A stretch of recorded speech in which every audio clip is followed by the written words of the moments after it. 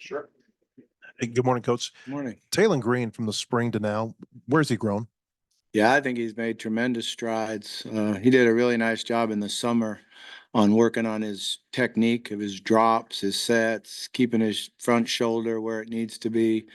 And we've worked really hard on getting him to have more of an over-the-top release. Um, he's 6'6". He's an outlier, so his advantage is to be at 6'6". When he first got here, he was dropping down and sometimes making himself 6 foot. So I think that's been tremendous improvement. His technique and his release and his accuracy has went way up. On the accuracy, I think he was like mid-50s last year at Boise. Is there a window of accuracy or completion percentage that you're looking for?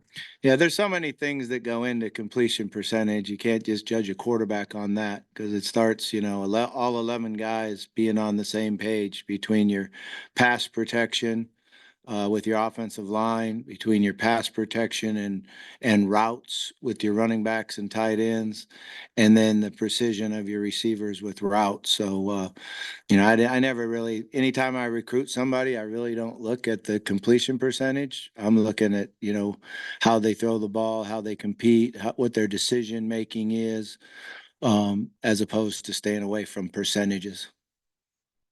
How about the rapport between Taylor and his receivers? How do you feel about their relationships right now? Yeah, I think they're doing a great job. They worked hard on that this summer, and even in the spring, I almost had to tell them don't go out on the weekends and throw. We're doing so much during the week that you want to stay healthy. You don't want to overtrain.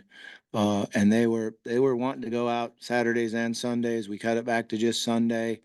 But they've worked hard together and the ability to be on the same page. We do some reads by our receivers to give them options to break in, out, or take it over the top. And we continually are improving on that. We're not where we need to be yet by any means, but we're getting better at it. Yeah, Coach, just wondering on the protection up front with the offensive line and getting the running game going, all those things, are they getting in sync? Yeah, it took us a little while, longer than I thought. I thought we would just take right off from spring and keep going where we were when we left off because we felt good about our ability to run the ball. We felt good about our pass protection. But then when you look at it, that's a really, really experienced, talented defensive line. And they were just ahead of us when we got started, but we're catching up. We've had some really good practices. We did a good job in the scrimmage. Our pass protection guys are working together, and we've improved running the ball with power, and that's what we need to do. And JJ is a really good running back. Our Dub's really good. Got Big Braylon, the freshman. Rodney's helped us a lot with different aspects. He's a little bit different flavor than everybody else. And then Reed's done a nice job here. It took him a while too. He was a little out of shape, really. Not really. I don't know if it's out of shape or just not ready for the intensity of Division I football practice, but he's caught on pretty quick. Like when you look at Tyrone Broden, 6'7", fast, got really good hands, and Isaiah Satania also with his speed, seemed like they should have performed more last year, like had more production. Did you feel like that? Just like looking forward with them, like what they can do with this offense? Yeah, I mean, I haven't even looked back at what they did last year or how they were utilized or anything. When I got here and we were able to get on the field and you saw the talent that those guys had, then it was just about, okay, how do we get them the ball? And, how do they fit into the plays that we have? And what formations do we get to utilize them? Because I really like Satania. He's having a great fall. He's super fast. He runs with the ball really well after the catch, and he can adjust and jump and catch the ball when it's not a perfect throw. So that makes it hard to cover. Broden's done a nice job. Haven't seen him as much as I would like to out there. He's got a little toe he's dealing with. So some of his is early practice and, hasn't been able to finish practice like we would like to see. And I think Armstrong's got a chance to be a special receiver. The combination of power, strength, and great hands makes him very difficult to defend. Coach, last year, I don't know if it's fair or not, but one of the knocks on Taylor was the number of interceptions. I think it's 9 interceptions, 11 touchdowns. Do you feel like you worked with him to get the interceptions out. I don't know how much was his fault. Like you said a while ago, a lot of stuff goes into all that, but if you feel like the interception's not going to be a problem. Yeah, we're working on it every day. You know, we've done a pretty good job throughout camp taking care of the ball. Yesterday we turned it over a number of times, had tip passes always result in interceptions in the SEC because everyone's so fast. They close and make the plays on the ball. Uh, they weren't tailings yesterday though, but they were tipped interceptions. But that's a big part of playing quarterback is you got to, especially in practice, because you got to challenge yourself enough to see if I can stick that post, if I can make that throw. And then you have to be smart enough to dump the ball off or take your check downs. And I err in this part of the camp of being aggressive and challenge them to make the throw. And oh, you just took the easy pass there. Because I think they need to see I can stick that post for a touchdown or I can't. You know, but if they always just, oh, I'm afraid to throw an interception, you know, they're not going to pull the string and throw the pass they need to throw to win the game. So I like his mindset. I think he's been very aggressive, and there's a certain route that we've been working on that he's been awful at.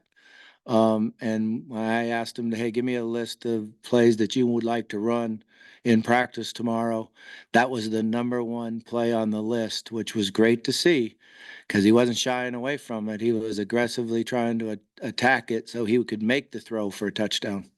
Malachi, if something happened to Taylor and you had to put Malachi in, are you pretty comfortable he can run the whole offense? I am. Yeah, Malachi is doing a great job. He's got really, really good knowledge. He delivers the ball on time and he's accurate with it. And I don't think we'll ever know how good Malachi is until they have to tackle him. You know, sometimes quarterbacks, when you don't tackle, once they have to tackle them, they're a heck of a lot better. I had that with Stephon LaFleur at Louisville, Lamar Jackson. We actually put a rule in that when he ran, you had to tackle him just so his teammates could see how special he really was. So what do you think of the execution from Thursday scrimmage, and what do you want to work on for this coming Thursdays? Yeah, we got off to a really good start. We made big plays and we were aggressive with it. And I was really happy that tells me that our players it was very important to them. They really took to what our first series was going to be and studied it and worked on it and were ready to go out and play. And then we got a little bit of complacive. So we didn't finish the scrimmage the way you would like to finish it. We've got to have a little bit more killer instinct, aggressive, and go for it. And it was a good long scrimmage, so it challenges you both mentally and physically. And I thought that we met the challenge in the probably 3/4 of the scrimmage, and then failed at the end. So Marcus Woodson was in here yesterday and said that you guys have a high volume of offense that they're having to prepare for. I'm wondering what the second round of the install that you're doing now is looking like, and how much you want to carry into the season, I guess. Yeah, right. We did put a whole bunch in, you know, I've kind of like we've always done. We took it in spring and had an install, 7-day install and tried to throw it all in there. Came back in the summer in June when the coaches are here. The rules have changed. We get to meet with them. We get to do that. So we did it again. We just finished it again right before the scrimmage. Now we're kind of going back and refining certain things and taking portions of 1 and 3 together. And that's all we're working today. Really trying to find our identity. You know, I think that's the key right now is to find our identity. I've always believed you take this big old playbook, and then that, you know, as you progress and progress, it goes down and down and down. And okay, this is who we are. That doesn't mean we're not going to keep working on the other parts of it because you're going to need that at some point during the year. But we still got a few weeks to go to really figure out who we really are. So what was that play Taylor struggle with, and how did he do on it today? Yeah, I didn't call it today. So he didn't throw a pick today. So that's a good thing. Hi, Coach. In the fall, when you first got here, you said that you weren't really involved in kind of the NIL or the other stuff at your previous stops. I'm just wondering now, are you kind of more up to speed, and how much are you involved in that? on a regular basis. Yeah, you know, Coach Pitt works really hard at it, and the organizations that we have around him and Hunter work really hard on it. That allows me to coach football. So I'm excited about just coaching football and being in the meeting rooms with the quarterbacks. It's a lot of fun. I think that's the most fun I have all day long is in the meeting room with the quarterbacks. Coach, every time someone comes in here, we ask them, what's it like going against a Bobby Petrino offense? So what's it like going against the Travis Williams defense right now, your first year kind of working with him? Yeah, I mean, I think we're going to have a really good defense. They do a good job of taking away what you do well, you know, and making you try to beat them left-handed. It gets a little bit old going against them all the time because they start knowing some of your plays, some of your calls, and makes it harder and harder. The more you go against the defense, the more advantage they have. Causes us to have to switch it up a little bit, you know, change up what our checks and certain things are. But I think we've got really good intelligence on the defensive side of the ball, starting with the defensive front. And then in the secondary guys are young linebackers or new linebackers. I guess they're not young anymore, but the new linebackers are learning, but the guys are helping them take care of it. You have so many tight ends that, have either contributed already or have potential. What have you seen from that group and specifically in maybe the run blocking game, from those guys? Is that something that they've improved on this spring and fall? Yeah, it's something we're really working on is, you know, what our identity is with the tight end run game, you know, and Luke's done a nice job. He's a really good player, really good receiver, tight end. He's done a great job of blocking. He's tough. I mean, he gained weight. He did a great job all throughout the summer. Was on a very strict nutrition program and weightlifting program, and did a great job of getting his body back up to where it needs to be a force in blocking. Gums is still, you know, being able to do both, block and run and catch the ball. I've been excited about Washington being back. He's a guy with a lot of experience, played a lot of games last year. I didn't get to see him at all in the spring, so I'm learning a lot about him. He can be a physical blocker on the line of scrimmage, a good pass protecting guy, but I also think he's a really good receiver. He's smart. He knows how to get open. He's got good hands.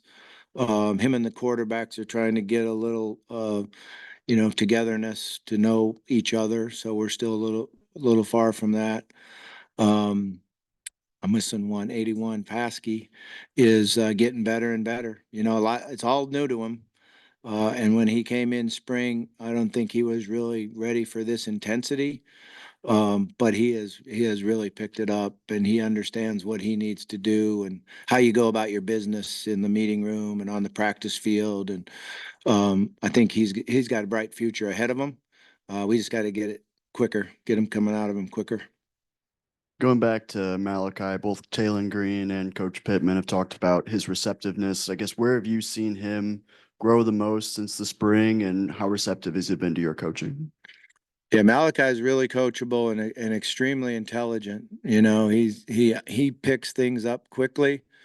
One of the things you want as a coach is to try where it works out, where you only have to tell a kid one time and then they get it.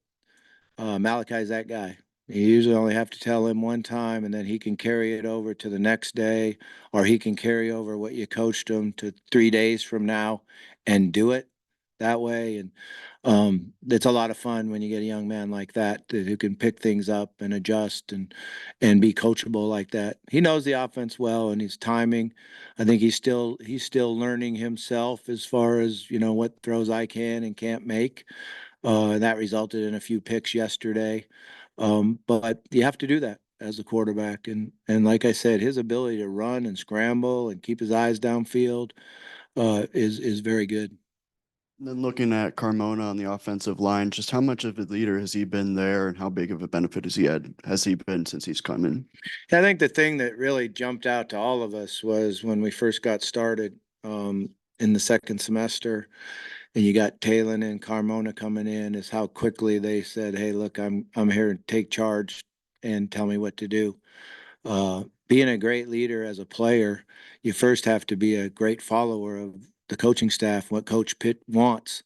And that's what you get in those two guys. You know, they're going to follow what he wants, how we want to run the program, and then lead their teammates into doing it. That's been tremendously impressive to me by both of them, just because they were so new. They didn't know anybody out there. But that's what their makeup was. That helped us come together quicker. Obviously, you never want injuries, but with Broden and Armstrong being banged up recently, I'm curious if any of the other receivers maybe took that as an opportunity to step up. Did anybody stand out to you? Yeah, there's a couple guys that have really stood out, excuse me. Monte, or 30 something wide receiver. I think he turned 30. He just had a birthday. Turned 29. Oh, he'll be mad at me. Uh, but he's a lot of fun. He's big, strong guy. I think he's great around our players because he's been there. He played in the major leagues, and every time you meet somebody or the players meet somebody nowadays, the first thing they do is Google them, right, and look out and see them stealing a home run out in center field. So immediately, it's great credibility. But then he comes out and practices hard, catches a ball, runs good routes. He's definitely going to help us play a lot. Dozier's done a really nice job, and I'll probably leave somebody out, but just he broke his arm in the spring. Had to have it casted, missed a lot of time in June.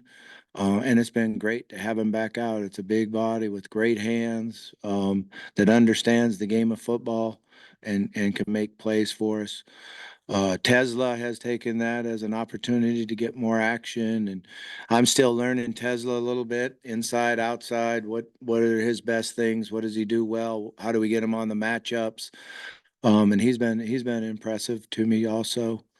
I'm trying to think who else I'm missing. We have Joffrey out there who is a really, really good player. He's got a lot to learn in the offense, but he's certainly going to stand out. Let me look here and see if I'm missing. Who else am I missing? Oh yeah, CJ. CJ's jumped in there, and CJ makes all kinds of plays. He's got unbelievable talent. He can run, catch, run after the catch. CJ just has to be able to fight through fatigue. And sometimes the older you get, the easier it is to fight through fatigue. But he just once he can do that, then he can play on the field a lot more than he can right now because he just gets fatigued and not used to having to concentrate and focus. And it's a lot harder than in high school. There's just the amount of plays you have and the intensity. And earlier you're talking about the running backs. I think you mentioned Rodney Hill's a different flavor than the other guys. I wonder if you can maybe elaborate, what he brings to the table. Yeah, he's got a great burst and a great receiver out of the backfield. Really good hands. Can not only throw it to him short and make runs with it, but he can run it down the field and track the ball. He easily tracks the ball and adjusts to the ball, and that's one of the hardest things for running backs to do. But he makes it look like he's a receiver doing it, and that's exciting to me. What do you think your depth and variety at running back? I like it. I really like it. I think when you look at the overall crew, you got two big physical guys, JJ and Braylon, that can bang and go. R-Dub with the experience, the understanding of offense, protections. I think he's shown that he can certainly make plays for us. Caught the ball really well today out of the backfield. Rodney, like I said, kind of gives us a different flavor. And then Tyrell Reed, reminds me a little bit of DJ. He's got those size legs, that height, and speed. So his speed is starting to show up a lot more. Like I said, it just took him a while to understand, well, I have to work this hard in practice. And, there's sometimes when you go to junior college practices, you're wondering, how is he going to fit in? How is he going to do this? And he's actually made a great transition from week 1 to week 2 and knowing how to work hard, play hard, finish the play. You've always had a lot of I guess mechanisms where one of my favorite ones you would say is you think it's important to verbalize your goals. You would always say that to the players. Do you say that with them? And is there anything else that you've kind of come up with that? Yeah, I know you're gonna have to be around a little bit. I'm not sure. I'm not sure. That. I do remember that because I do believe it. Yeah, it's stuck. Yeah, my dad used to tell me that all the time. He said, if you're gonna have a goal, then you have to be courageous enough to announce it, so you can go out and get it. If you want to keep your goal to yourself, your chances of going and getting it aren't really good. And, you know, we used to do that as a team and as an offense. So, yeah, we're not quite there yet, but we just started with our quarterbacks on working on that yesterday, or 2 days ago. So we're gonna get there. All right, thanks, guys.